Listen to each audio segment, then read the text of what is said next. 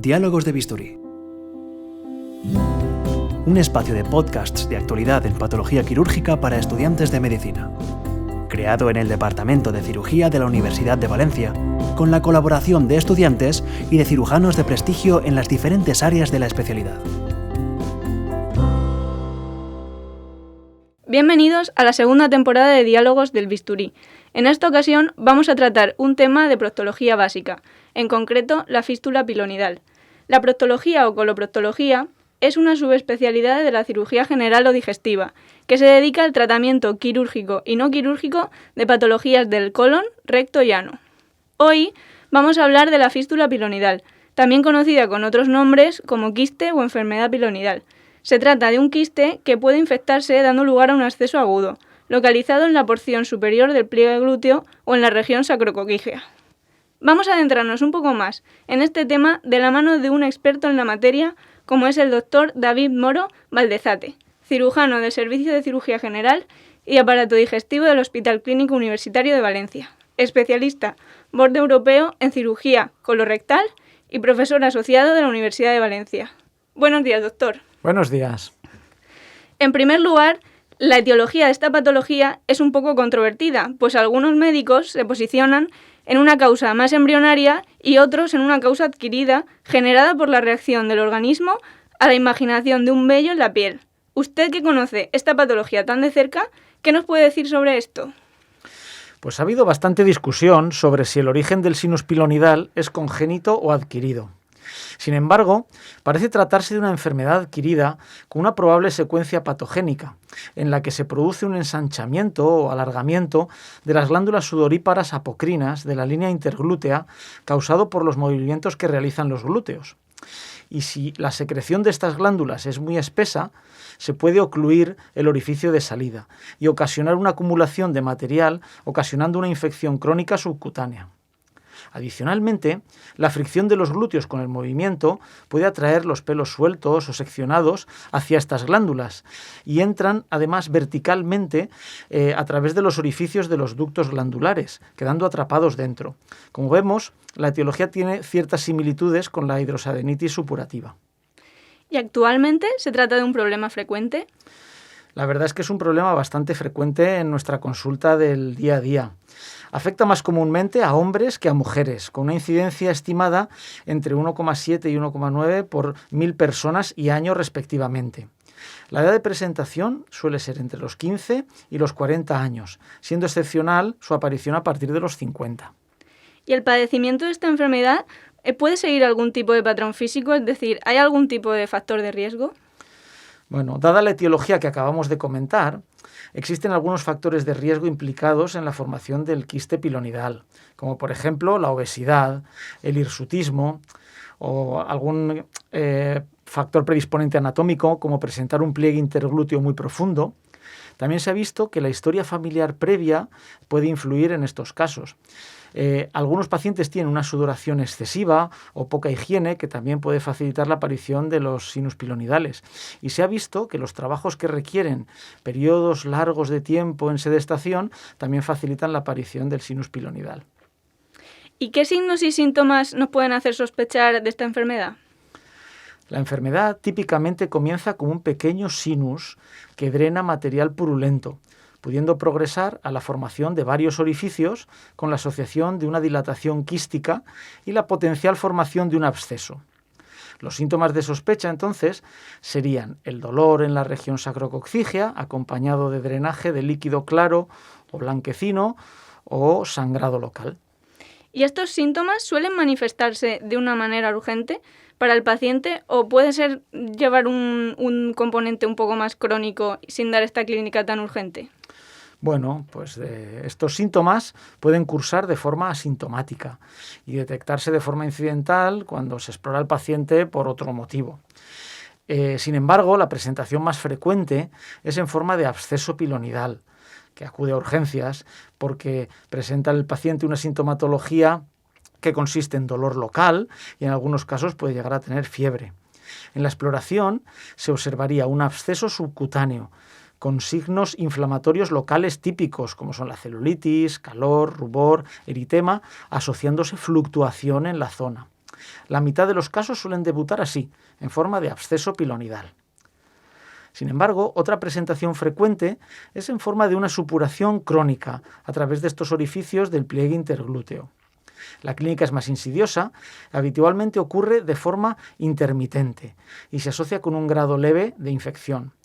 Normalmente existe una pequeña cavidad subcutánea que drena su contenido a través de los pequeños orificios de línea media. ¿Y el diagnóstico de esta enfermedad es clínico o requiere alguna prueba complementaria? Bueno, el diagnóstico es principalmente clínico, basándose en la historia clínica y en la exploración física. Separando las nalgas, se pueden observar uno o varios orificios en el pliegue interglúteo, a través de los cuales, en ocasiones, se pueden identificar pequeños mechones de pelo. También pueden apreciarse otros orificios secundarios, que se suelen localizar en los laterales y que son fruto del drenaje y supuración de los abscesos previos que han dado salida por el tejido celular subcutáneo de la nalga y terminan abriendo la piel lateral. Suelen quedar trayectos subcutáneos subyacentes que comunican varios orificios entre sí. En el absceso agudo se observan los signos típicamente asociados al absceso subcutáneo que hemos comentado anteriormente, localizados en esta región sacrococígea típicamente. ¿Y cómo podríamos realizar un diagnóstico diferencial con una fístula del canal anal, sobre todo si estamos ante un paciente con enfermedad de Crohn? Esta pregunta es muy interesante. En algunos casos, los orificios del pliegue interglúteo pueden llegar hasta las proximidades del ano o incluso presentar trayectos en dirección a la región perianal, haciéndonos sospechar una fístula perianal con el origen en el interior del conducto anal, que suele ser de tipo criptoglandular o en relación con la enfermedad inflamatoria intestinal. En estos casos, o en pacientes con enfermedad de Crohn, con afectación perianal extensa, es recomendable realizar una ecografía endoanal para descartar que la fístula tenga comunicación con el conducto anal. Este aspecto es de especial relevancia porque el manejo de las fístulas perianales es completamente diferente al del sinus pilonidal. ¿Y cuál sería el tratamiento idóneo de esta patología cuando nos encontramos en una situación aguda? El pilar fundamental del tratamiento en situación aguda, que suele darse en el entorno de la urgencia, es el drenaje quirúrgico del absceso. Se obtienen mejores resultados si se produce un drenaje con limpieza o curetaje de la cavidad abscesificada. En torno al 60% de los pacientes con un primer episodio de absceso pilonidal se curarán solo con la incisión y el drenaje del mismo. La curación definitiva solo con el drenaje es poco probable si presenta varios orificios primarios o asocia trayectos laterales. La intervención de drenaje se puede realizar bajo anestesia local o bajo anestesia general, intentando siempre que la incisión sea lo mínimamente posible para conseguir el drenaje y permita la posterior realización del tratamiento quirúrgico definitivo. ¿Y este cuadro podría ser resuelto con la administración única de antibióticos cuando el paciente empieza a manifestar la clínica? Anteriormente hemos visto que había varios escenarios posibles. Si el paciente se encuentra asintomático y la exploración física nos revela hallazgos sugestivos de infección local, no es necesaria una intervención quirúrgica y no requiere tratamiento antibiótico. Normalmente el tratamiento con antibióticos no es necesario en esta patología. En su forma aguda requiere el drenaje del absceso pilonidal, tal y como hemos comentado previamente. Sin embargo, se podrían asociar antibióticos en los casos en los que se asocie flemonización o celulitis importante en las partes blandas de las áreas adyacentes al absceso para ayudar a combatir la infección local. Entonces, como ha dicho, ¿siempre es necesario un tratamiento definitivo quirúrgico o podría resolverse ambulatoriamente? El tratamiento del sinus pilonidal normalmente suele realizarse como cirugía mayor ambulatoria. Esto significa que el paciente se interviene bajo anestesia local y sedación o anestesia raquídea, pudiendo recuperarse en unas horas tras la intervención sin necesidad de ser ingresado hospitalariamente. Estas intervenciones se realizan de forma habitual y son seguras, con poca morbilidad o mortalidad, logrando que el paciente presente una recuperación rápida y un retorno temprano a las actividades diarias y laborales normales. Entonces, en caso de precisar cirugía electiva, ¿cuál sería la técnica quirúrgica que se emplea en estos casos? Bueno, hay muchas técnicas. Antiguamente se realizaban grandes incisiones con excisiones completas del sinus pilonidal, llegando hasta la fascia sacra, realizándose después una sutura primaria de la herida. Esta técnica tenía un índice elevado de infección y apertura de la herida quirúrgica, requiriendo curas locales muy profundas y prolongadas hasta que cicatrizaba la gran cavidad que quedaba por segunda intención. Actualmente, la exéresis con sutura primaria solo se reserva para sinus pilonidales muy pequeños y sin signos inflamatorios asociados. La técnica más empleada hoy en día es la fistulotomía con marsupialización. Consiste en la tutorización del trayecto con un estilete y posterior puesta a plano de todos los trayectos. Una vez se han destechado los trayectos y orificios, se limpia el contenido y se realiza un legrado o curetaje exhaustivo. Posteriormente se realiza una marsupialización de los bordes quirúrgicos, que consiste en la sutura de los márgenes cutáneos al fondo del trayecto fistuloso, consiguiendo así que la herida quede bastante plana y de fácil cicatrización. También se consigue que las curas posteriores sean muy sencillas, con un antiséptico local y un apósito encima que el propio paciente podría realizar en su domicilio, sin necesidad de acudir al centro de salud a curas por enfermería. En los casos con trayectos secundarios complejos o ya afectaciones más extensas de los tejidos, se recomienda la realización de colgajos cutáneos para cubrir las cavidades que quedan. Hay una gran variedad de colgajos. Los más frecuentemente utilizados son el colgajo de Caridakis, las plastias en Z o VI, los colgajos romboidales o el colgajo de Lindbergh. ¿Y qué riesgos podría entrañar una cirugía programada en caso de ser necesaria? Normalmente, la cirugía programada del sinus pilonidal no conlleva riesgos importantes para el paciente. Si se ha realizado una exéresis con sutura primaria, la principal ventaja es que la cicatrización es rápida y no va a requerir curas locales.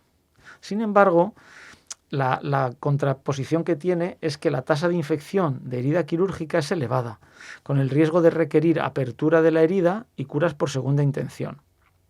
Sin embargo, si el sinus se ha tratado con una fistulotomía y marsupialización, la cicatrización es un poquito más lenta, pero es sencilla de curar, siendo excepcionales las complicaciones locales. La desventaja de esta técnica es que requiere un poco más de tiempo en lograrse la cicatrización completa. En cambio, si se ha requerido la realización de colgajos cutáneos, el paciente requerirá ingreso hospitalario.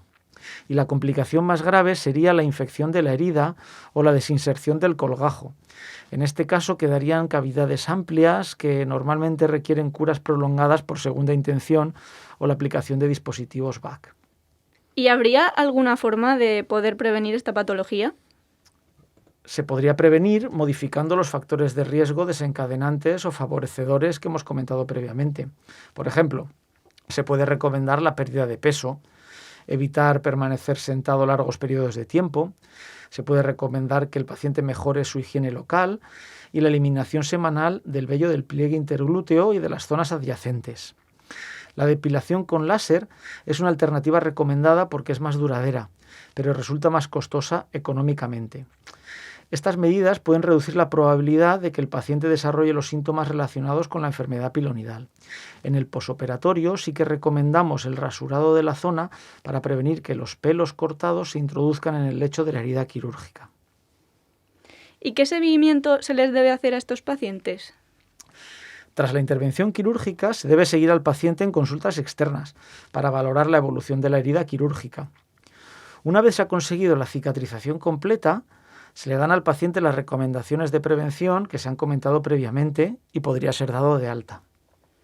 ¿Cuál sería el pronóstico de estos pacientes? Normalmente el pronóstico es muy bueno. Existe la posibilidad de recidiva entre el 15 y el 20% de los casos, pero normalmente es más frecuente cuando hay una historia familiar previa, casos con cavidades grandes o múltiples trayectos fistulosos. ¿Qué complicaciones podría generar esta patología? ¿Podría dar lugar a cuadros más graves como una sepsis si no se trata a tiempo? Si la infección aguda no se controla con un drenaje quirúrgico, puede evolucionar de forma severa y ocasionar fascitis necrotizante, osteomielitis del sacro e incluso meningitis, ocasionando una sepsis grave con riesgo incluso de mortalidad del paciente. Son escenarios excepcionales esta evolución tan grave de la enfermedad. ¿Y podría darse el caso de que se genere un absceso que fistulice con el canal anal? ¿Qué tratamiento sería el apropiado en esta situación? Bueno, esta situación la verdad es que no es esperable, porque el drenaje o fistulización se suele realizar a la piel de las áreas adyacentes a la región sacrococcígea. Si existiera una comunicación con el canal anal, se debería sospechar una fístula de origen criptoglandular o valorar en el contexto de una enfermedad inflamatoria intestinal. En estos casos el tratamiento es completamente distinto, puesto que se trata de una patología diferente. ¿Y esta entidad podría generar algún tipo de enfermedad cancerosa de la piel a largo plazo? Esta situación también es bastante excepcional, pero podría ocurrir. En la literatura se han descrito algunos casos esporádicos de transformación maligna a partir de un sinus pilonidal crónico. La malignización más frecuente es el carcinoma de células escamosas. Los síntomas habitualmente se atribuyen al quiste pilonidal, por lo que el diagnóstico suele ser tardío. La degeneración maligna debe sospecharse en los casos con episodios recurrentes, frecuentes, que no llegan a cicatrizar completamente y desarrollan fístulas muy complejas. Muchas gracias, doctor, por haber aceptado nuestra invitación a esta segunda temporada de Diálogos del Bisturí y habernos ayudado a adentrarnos un poco más en algunos aspectos básicos de la proctología. Nos despedimos aquí y esperamos contar con usted en futuras ocasiones y muchas gracias. Ha sido un placer. Muchas gracias.